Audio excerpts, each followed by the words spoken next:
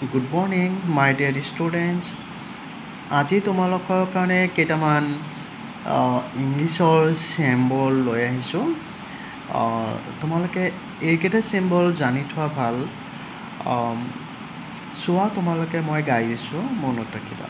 Symbol in name in English, এইটো হ'ল comma, full stop, slash, semicolon, quotation mark, hyphen, এইটো হ'ল exclamation mark, ellipsis, colon, square bracket, curly bracket, percent.